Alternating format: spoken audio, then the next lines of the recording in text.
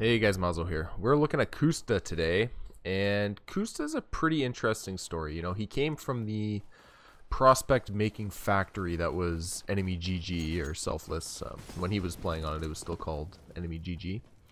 He was kind of the first player plucked from that squad to really elevate to the next tier. You know, he was picked up by Liquid off of that squad, and big things were expected for Koosta, and probably a lot of pressure put on him too, because he was touted as such a good up-and-coming opper, and then he went on Liquid, and there was awkward times when he wasn't even opping. He started rifling, and it was just a mess all around. You know, he maybe didn't have the best teammates to work with.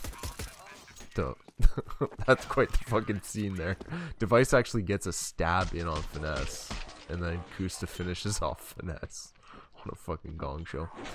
Anyways, he may not have had the best teammates to work with on Liquid, and that's really one of those things. Depending on a player's personality, it can affect some people more than others, right? If he's not in a good environment to play and stuff like that, you can kind of understand how a guy like Simple, may be able to play in a toxic environment and may just do fine, but some other people, it's not always the same. You know, it was kind of a discussion point when Skadoodle played on AWPer too. It was brought up at the time kind of how Skadoodle was a bad communicator, didn't use his comms well, didn't talk to people, and then now that he's on Cloud9, that's not an issue, right? It's just two different environments to play under, and one is more conducive to his playstyle. That was a nice shot.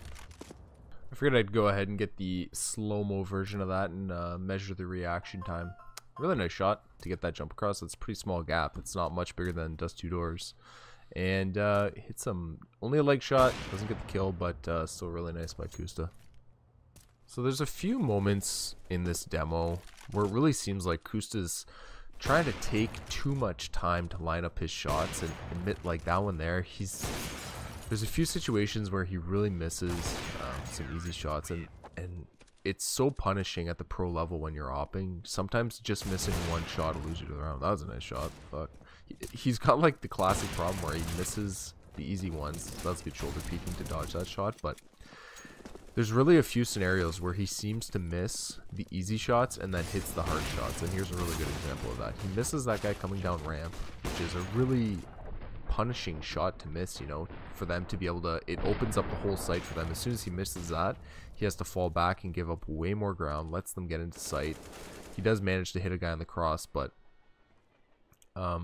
just missing any basic shot with an op sometimes can really be the difference of being a top level opper or being a rung below that. At the pro level, you really don't have the luxury of missing easy shots as an opper. You really need to nail the easy ones.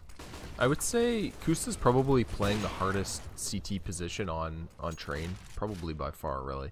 To be that swing guy between Ivy and looking team main. Just because a dedicated Ivy player can't really commit to a gunfight on Ivy, just because it's not a tradable kill. So you have to constantly be worried about them coming out Ivy and mid, and I would definitely say playing his position is definitely the hardest on the map. Speaking of missing easy shots, that really hurts. I'm not trying to take a shit on Custa or anything for missing easy shots, but I really kind of sympathize with him. Like when I was playing somewhat competitively, that was my issue when I opt as well. I just felt like I wasn't consistent enough to justify spending that much money on a weapon when sometimes I'd have an easy shot or something, I would whiff and then hit some hard shots, so I would feel better about myself. But it's just such an important gun to be consistent with, and you really do want your opper to be your best player. I just wanted to replay this if you could see where he gets shot from. Quite the fucking shot there.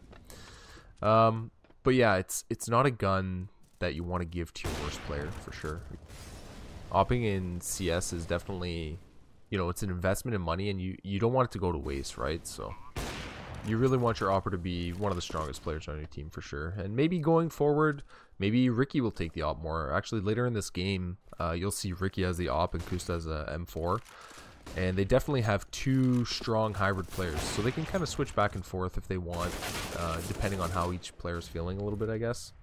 Custa has a push into Ivy here that I really had a hard time understanding. Check out the radar. He's got no teammates near him. They're both pushed up towards team main and ladder room. So he's definitely on an island and left to hold Ivy alone.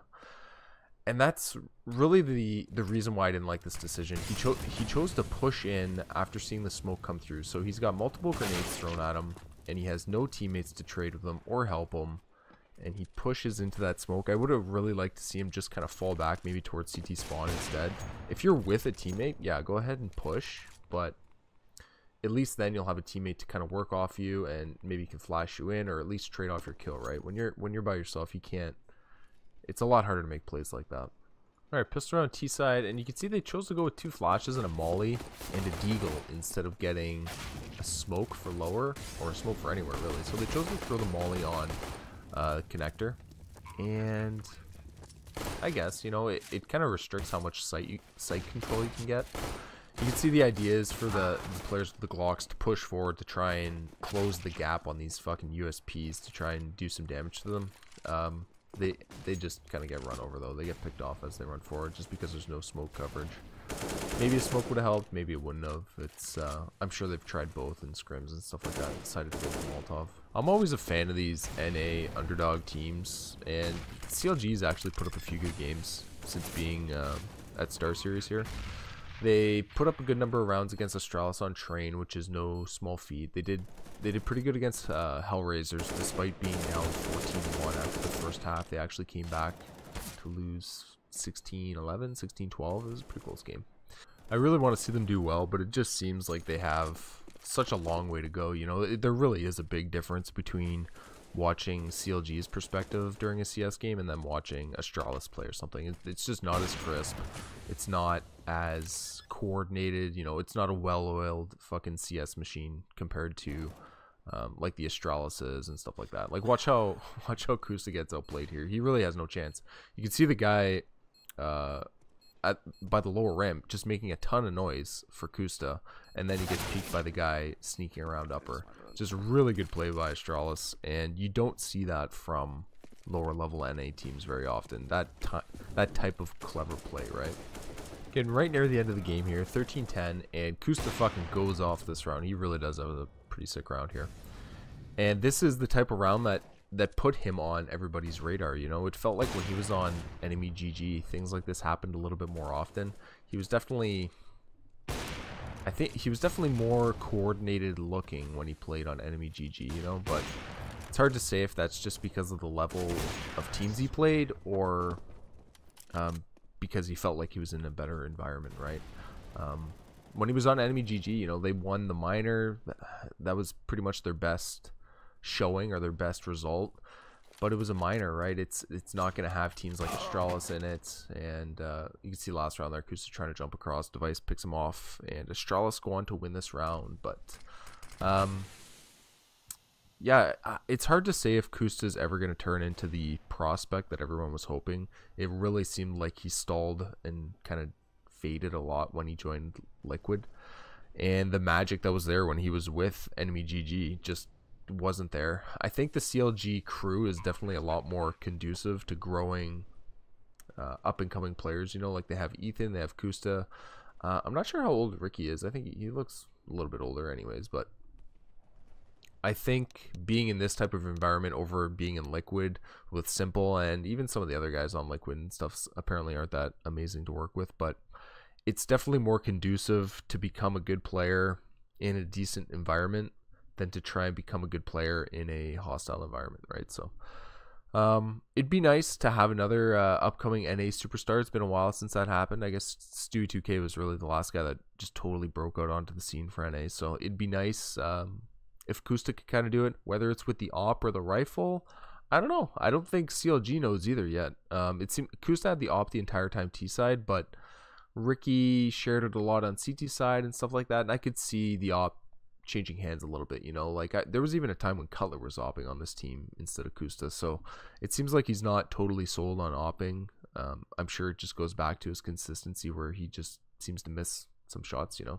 If he ever cleans that up and becomes more of a reliable opper that, you know, when terrorists are flooding and running into sites, you just need to be consistent. You just have to hit those fucking shots, you know, especially against good teams, right? If you start giving them little pieces of map control, They're going to get better coverage with smokes. They're going to get they're going to be able to expand on that map control, especially train. You know, train's a really good example of that. Once you give up a little bit on the inside bomb site, you let them get behind that first train, then they're going to be able to smoke to get to the bomb train. Like, once you start giving up little pieces of map control, it expands from there greatly. So as an AWPer, it's really important to hit that first shot. And I don't know, it'll be interesting to see what happens to Koosta anyways. I still got my eye on him, and I have hopes. Anyways, I hope you guys enjoyed the video. I'll catch you next time. See ya.